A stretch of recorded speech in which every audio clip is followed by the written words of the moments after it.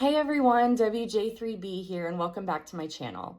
If you're just starting your journey into ham radio, you've probably seen a ton of different resources for preparing for the exam, books, apps, online courses.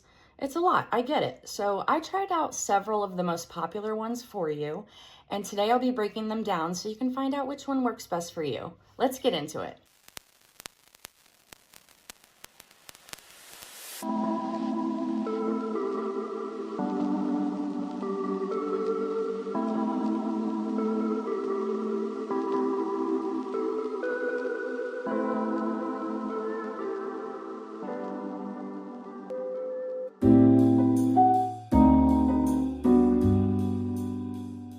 This one's kind of the OG. It's super detailed and maybe a little too detailed for beginners, but it's a great resource if you like having a physical book to hold on to.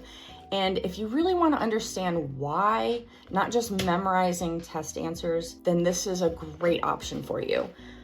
The downside is it's not very interactive, and it can feel like reading, an old textbook from school.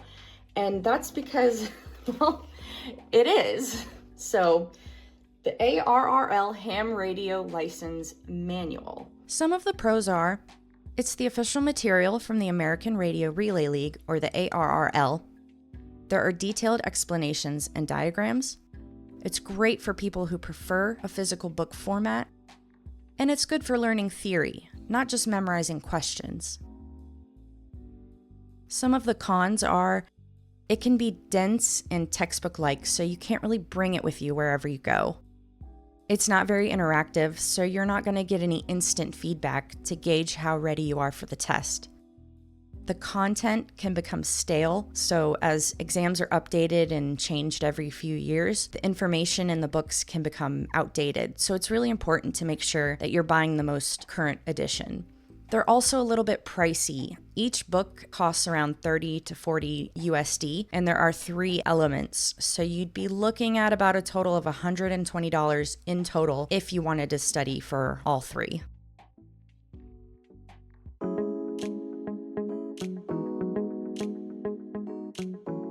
This is one of the most recommended resources. It's free, mobile friendly, and you can even drill through real exam questions with detailed explanations. It tracks what you're getting wrong and it helps you focus. It's great for self-paced learners and it gets straight to the point with no fluff or hand-holding. Some positives for this method include flashcard-based learning with real exam questions. It explains why answers are right or wrong. And the adaptive study mode helps focus on weak spots so that you can go back and spend more time on areas that need improvement.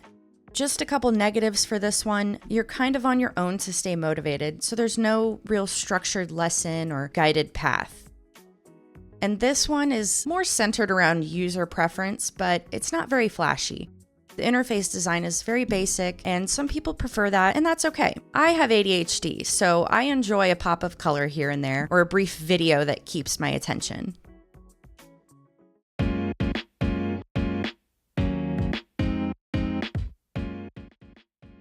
This resource is one of my favorites. It's more structured, so you're going to get a full curriculum designed to walk you through it step by step. It's not free, it's about $35.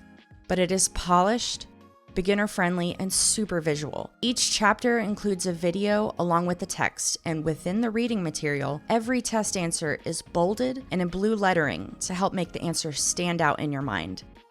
Honestly, it's great if you're more of a visual learner like myself. I tried all the other resources, and this is the one I just preferred the most due to my own personal learning style.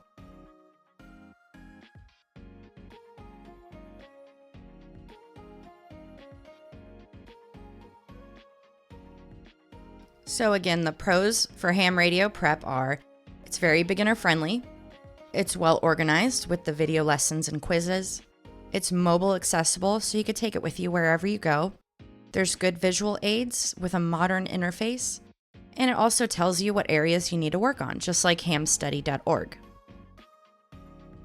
Some cons are, it's not free. It does start at about $35, but for me, I felt the cost was worth it, so I could justify paying that. It's more focused on passing the exams rather than a deep technical knowledge, but that's okay. You'll learn more later. I know how some people might feel a certain way about just memorizing to pass, but that's a debate for another day.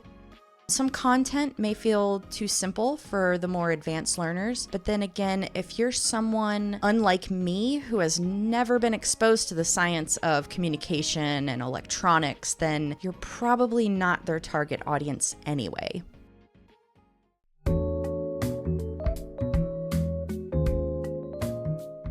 Of course, you always have YouTube channels and podcasts. So channels like Ham Radio Crash Course, they break stuff down with real-world context. They're especially helpful if you want to understand concepts beyond just passing the test. If you prefer a more satirical approach, Not a Rubicon Productions is one of my favorite channels. He explains things really well with a little humor thrown in for flavor.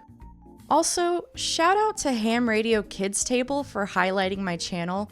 That really made my day. I really appreciate that. Go check those guys out. Go check out the other channels. I'll put links to their pages in the description below. Some positives. These channels are free and entertaining.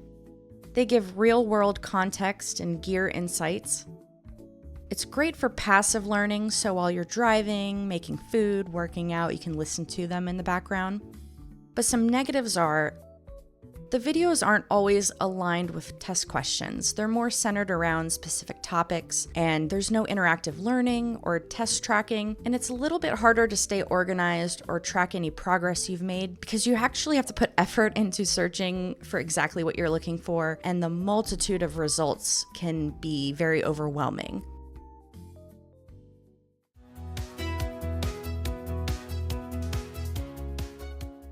And last but not least, you can't forget about free content.